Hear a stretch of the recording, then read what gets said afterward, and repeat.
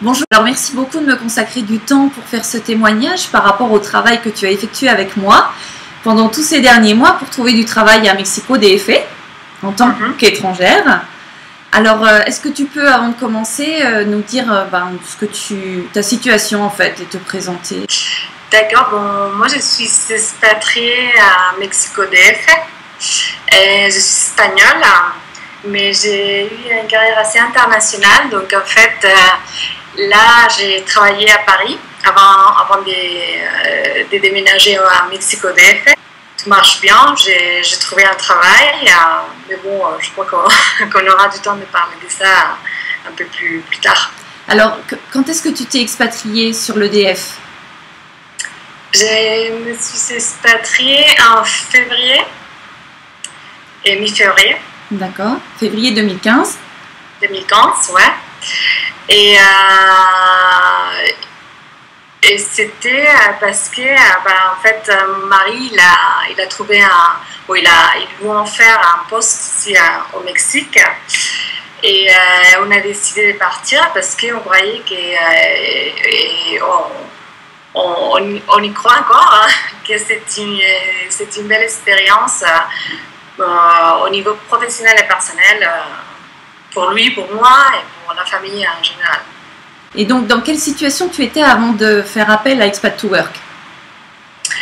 Et j'ai travaillé à Paris, j'avais un job dans la fonction publique qui me plaisait beaucoup, je m'éclatais. Et dans mon job, on habitait à Paris avec ma famille. Et voilà, c'était ça ma situation avant de partir au Mexique. Alors, quelles étaient tes attentes quand tu as fait appel à moi? Bon, quand mon mari m'a proposé de déménager au DF, je me suis dit, oui, ça serait bien de partir, d'avoir d'autres expériences. Et moi, je ne me voyais pas tout laisser tomber ailleurs. Donc, je voulais continuer avec ma carrière ici au DF et dans le même domaine, qu'à Paris. Et donc, je me suis dit, pourquoi pas faire appel à un coach pour mieux connaître les marchés de l'emploi au Mexique. Et quelles étaient tes attentes, justement, quand tu as décidé de commencer cet accompagnement avec moi? Préparer le départ, d'abord. Parce que au cours de nos séances, je n'ai pas eu que des conseils sur ma carrière. Tu m'as donné aussi des conseils pratiques. Donc c'était surtout ça au début. J'ai cherché un peu des conseils pratiques sur où habiter, sur les écoles, etc. Donc toutes les questions pratiques qui se posent quand on part à l'étranger. En famille, avec un petit. Ouais, avec un petit. Et après, mes attentes étaient de mieux connaître comment ça marchait au Mexique d'un point de vue culturel, parce que la culture n'est pas la même. Même si je suis espagnole, c'est différent. Ouais. Et donc de connaître un peu les différences culturelles, aussi des différences en termes des marchés de l'emploi, etc. Donc mes attentes étaient de mieux préparer mon départ. Donc mieux te préparer donc ta famille et toi à l'atterrissage finalement à Mexico DF et anticiper les démarches sur le marché de l'emploi puisque ton but était de continuer ta carrière là-bas. En sachant, je précise un petit peu que ton mari est mexicain et d'origine mexicaine. Oui, il est moitié mexicain, moitié français, donc ouais. Et on avait un avantage, j'avais deux avantages. Un, c'était la langue. Moi, je parle espagnol, donc ça, c'était pas une barrière pour moi. Et aussi le fait que nous, on avait une partie de la famille ici au Mexique. Donc, on connaissait un peu la culture, mais quand même, c'est un choc assez grand quand on déménage vraiment. C'est pas la même chose d'être en vacances que d'y habiter. Oui. Et donc, est-ce que tu penses que tu aurais pu réussir ça, et on va parler de tes résultats juste après, juste avec le soutien, l'aide de ta famille mexicaine? Non, parce que en fait, moi j'ai travaillé mon travail c'est assez spécifique.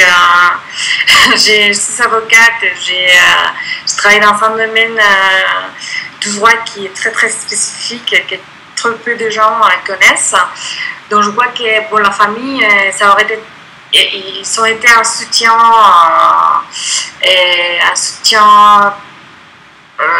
je sais pas comment le dire, affectif.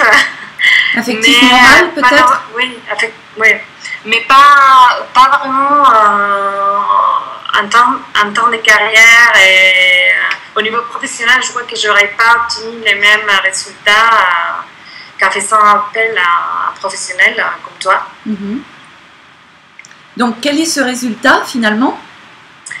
Finalement, j'ai trouvé de l'emploi ici au Mexique. Et ça me plaît, c'est très intéressant, c'est dans mon domaine des compétences. J'ai travaillé pour une organisation internationale, donc là, j'ai pas beaucoup de contacts avec la culture mexicaine, même si j'ai travaillé avec des Mexicains. Et l'organisation, en étant internationale, les règles, les façons de travailler, c'est un peu différent. C'est un peu comme en Europe, mais bon, quand même, j'ai des contacts avec des Mexicains.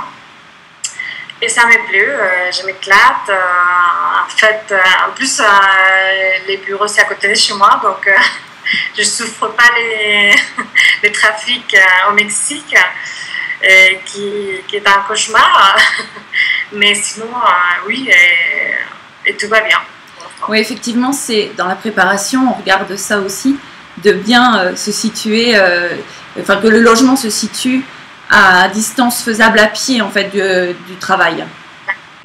Donc finalement, un résultat atteint notamment donc, dans la vie professionnelle, hein, puisque tu as trouvé un emploi donc à hauteur de tes ambitions professionnelles pour continuer ta carrière, avec en cohérence donc avec ton parcours passé et puis ce que tu ambitionnes de devenir par la suite à plus long terme, et la sphère personnelle, privée, puisque tu arrives à garder cet équilibre-là entre vie professionnelle et vie personnelle dans un pays où effectivement la limite n'est pas vraiment définie, la frontière entre ces deux sphères est mince. Ouais. Et toi, tu as réussi sur ces deux plans-là, et c'est vraiment un beau résultat, c'est vraiment louable. En plus, encore une fois, comme tu précisais, à juste titre, dans un domaine d'activité très spécifique hein, que tu occupais en France et que maintenant tu arrives finalement à occuper au Mexique. Donc c'est une superbe réussite qui va inspirer beaucoup de personnes, je pense, qui vont nous regarder. Et chapeau, tu as bien travaillé. Merci à toi, ouais, on a bien travaillé. Pour en revenir aux questions, qu'est-ce que toi tu penses du tarif pour trouver du tarif de cet accompagnement donc pour trouver un emploi à Mexico DF? Au début, j'avais regardé un peu combien ça coûtait en Europe, à Paris, en Espagne, etc. Et quand j'ai vu tes tarifs, ça ne m'a pas surpris, c'était pas exagéré, pas du tout. C'était des tarifs assez raisonnables et quand on voit les résultats, ça paye, je crois, l'investissement. D'accord. Et dans la forme de ce coaching, le fait que ça se passe à distance, hein, on s'est rencontrés à Mexico, mais la majeure partie de cet accompagnement se fait à distance sur les sessions en face à face. Qu'est-ce que tu penses de ça? Est-ce que ça a été une contrainte? Non, pas pour moi. Ça n'a pas été une contrainte. Je trouve que c'était assez facile de communiquer par Skype. Je suis habituée, donc j'ai ma famille à l'étranger, donc je le fais depuis longtemps. Donc non, ça n'était pas une contrainte. Bon. Et dans la forme du soutien, dans le soutien finalement, tout au long de ce coaching, comment tu peux le qualifier? Qu'est-ce qui t'a plus plu? Ben, je crois que c'est le fait que c'était très facile de parler avec toi, de mes attentes, de mes peurs aussi, de mes inquiétudes. Et je considère que tu es très accessible et tu as toujours été très disponible par mail, etc. Donc, c'est peut-être ça que je voudrais souligner. D'accord, merci beaucoup. Et je suis ravie que la forme t'ait convenue. Hein. Bon, c'est vrai qu'on voit le résultat, donc forcément ça a fonctionné.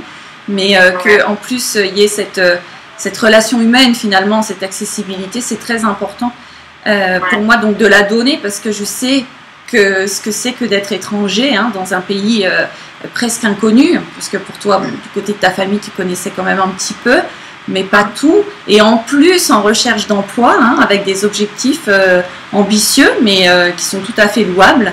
Donc c'est important de se sentir soutenu socialement, moralement, et que tous ces besoins-là soient comblés au final, pour moins se sentir seul en tout cas. Je suis ravie que ça ait fonctionné comme ça.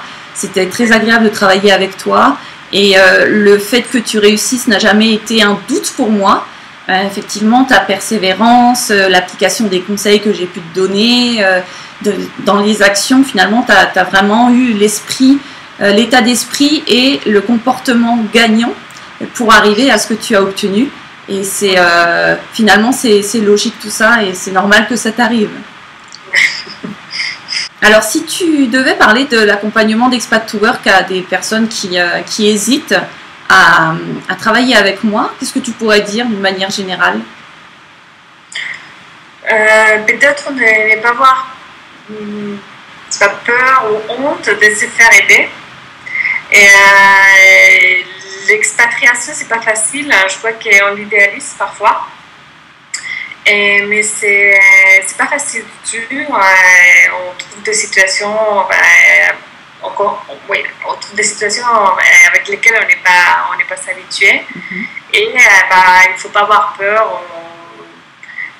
Il ne faut pas être, c'est pas, comment le dire, avoir honte de se faire aider. Je crois que pour moi, ça a été très très positif. J'ai jamais douté. Je savais que ça allait être très difficile, même si j'ai habité dans des pays étrangers, en Belgique et en France. Je savais que ça allait être difficile. Je me suis dit, pourquoi pas me faire aider par une professionnelle. Très bien, merci beaucoup. Et je précise justement, puisque tu parlais de la Belgique, il y a peut-être beaucoup de personnes qui vont penser que la Belgique est tellement proche de la France qu'il ne peut pas y avoir de choc culturel. Et c'est faux. J'ai accompagné des Français qui cherchaient du travail en Belgique et qui s'expatriaient. C'est vraiment le mot, on s'expatrie en Belgique. C'est un pays différent de la France, même s'il est frontalier. Et moi, j'ai des origines frontalières à la Belgique. Je suis bien placée pour le savoir. Ce pays est différent du nôtre et les techniques de recherche d'emploi, d'insertion sur le marché professionnel belge sont différentes de ce qui peut se passer en France. Et tu as tout à fait raison de dire que finalement, chaque expatriation est différente. C'est une nouvelle vie, des nouvelles techniques, des nouvelles habitudes à réinventer. Et à la culture, et à la culture, bien sûr, oui. Merci beaucoup de ton témoignage. Je te souhaite le meilleur dans ta vie privée et dans ta vie professionnelle. Et je te dis à très bientôt. À bientôt. Hola. Hola. ¿Me escuchas? Sí, te escucho bien. Muchas gracias por estar aquí conmigo para hacer un testimonio sobre el trabajo que hicimos juntas durante algunos meses. ¿Nos puedes hablar de tu situación en México DF, por favor? Sí, bueno, yo llegué a México DF en febrero del 2015. Antes de llegar aquí vivíamos en París. Yo tenía mi trabajo, soy abogada y trabajaba allí para la función pública. A mi marido le ofrecieron un puesto aquí en México y me propuso de venirnos aquí y pensé, ¿por qué no? Puede ser una experiencia enriquecedora, ¿no? Desde un punto de vista profesional y personal. Pero bueno, pues quería continuar mi carrera profesional, etcétera, y sabía que la expatriación iba a ser fácil, es otra cultura, aunque yo sea española y haya muchas similitudes, aún así es muy diferente, hay muchas diferencias. Entonces quise prepararme lo mejor posible y pues haciendo una búsqueda en internet encontré Stack to Work y decidí contactarte. Me dije, ¿por qué no? Me voy a permitir, ¿no?, el lujo de que una profesional me ayude, ¿sí?, en la búsqueda de trabajo y en el aterrizaje a México DF. Y en general ha sido una experiencia muy positiva porque todo se ha pasado muy bien en términos de logística y en términos también profesionales, porque he encontrado un trabajo que me gusta mucho y que es muy interesante y que además está cerquita de casa, o sea que para mí ha sido una experiencia más que positiva. Al respecto a mis conocimientos del mercado de trabajo de México, ¿qué puedes decir? Pues cuando hablé contigo, no sé si fue la primera o la segunda vez, me di cuenta de que era completamente diferente, ¿no? Y lo que tú me contabas no tenía nada que ver con lo que yo esperaba. Me esperaba un mercado laboral muy parecido al de España, y no es así, aquí las cosas se hacen de manera muy diferente. Sí. Y bueno, pues tú me enseñaste, ¿no?, a saber tratar a los mexicanos y cómo hablar con ellos y cómo contactarles, cómo hacer un currículum vitae en México, que no tiene tampoco nada que ver a como yo lo hacía en Europa. Y pues todos los tips, ¿no?, o las recomendaciones que me diste, pues fueron muy importantes para mí. Bueno, entonces lo que conseguiste hacer es buscar un trabajo en línea con tu carrera, finalmente, sí, y estás feliz en este puesto ahora que conseguiste tener. Sí, exactamente, conseguí un puesto que está completamente en línea con lo que hacía antes y sí, estoy muy contenta de mi trabajo. Para acordarnos, buscabas un trabajo para seguir tu carrera, obviamente, pero también para no estar la que sigue, que queda así sin trabajo y sin actividad profesional. Sí, la verdad es que yo creo que para muchas mujeres en Europa es una cuestión que inquieta, ¿no?, porque no estamos acostumbradas a seguir, ¿no?, a nuestros maridos. Tenemos una vida independiente en Europa, la mayoría de nosotras, con nuestro trabajo, nuestros amigos, etcétera.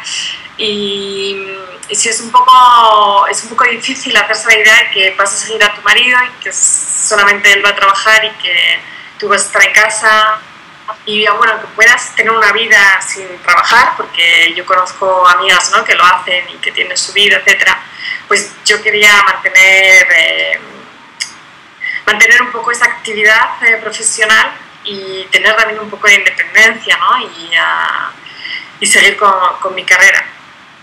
Entonces ahora mismo conoces la cultura americana, la cultura del trabajo en México, trabajas. Sí. Y desenvolves una carrera increíble ahora como expatriada, y en tu vida personal estás feliz porque has conseguido encontrar el equilibrio entre tu trabajo y tu vida personal. Sí, para mí eso era importante también. No quería estar expuesta, ¿no?, a los horarios que a veces oyes, ¿no?, en México, de 8 a 8 de la noche o de 8 a 9 de la noche. Pero bueno, la verdad es que en ese sentido tengo un trabajo internacional que permite tener horarios flexibles. Yo me levanto muy pronto a la mañana, empiezo muy pronto y termino muy pronto para poder también estar con mi familia. Y bueno, yo creo que también de cultural, ¿no? Es verdad que cuando tu jefe es mexicano es más difícil hacerlo, pero bueno, también se puede llegar yo conozco gente que ha llegado a acuerdos con su jefe, ¿no? Sobre todo las mujeres que tienen, pues, no sé, igual más esa inquietud, por lo menos las mujeres europeas, que de estar con sus hijos, etc. Y siempre se puede llegar a un acuerdo. Muy bien. ¿Nos puedes hablar también de la metodología que te di durante este coaching, por favor? Y los consejos que te di también, cómo han funcionado para ti. Sí. Sí, bueno, en principio lo primero fue la elaboración la redacción de mi currículum, convertirlo en formato mexicano, no conocía para nada esta manera de proceder y ese fue un consejo bastante valioso. Luego, pues quizá cómo contactar, ¿no? A la gente, sobre todo a los mexicanos, cómo hablarles, también usar LinkedIn, que era algo que lo tenía un poco abandonado, cómo usar esta herramienta, ¿no? También para poder conseguir trabajo en México. Y luego, pues, los consejos más específicos, ¿no? Sobre quién contactar o cómo hacer en determinadas situaciones, etc. Pues todo salió bien, entonces, en este coaching Expat to Work. Estás hecha. Muy bien. Muchas gracias por tu tiempo. Gracias a ti, espero te ver muy pronto. Muchas gracias. Muchas gracias. Hasta luego. Hasta luego.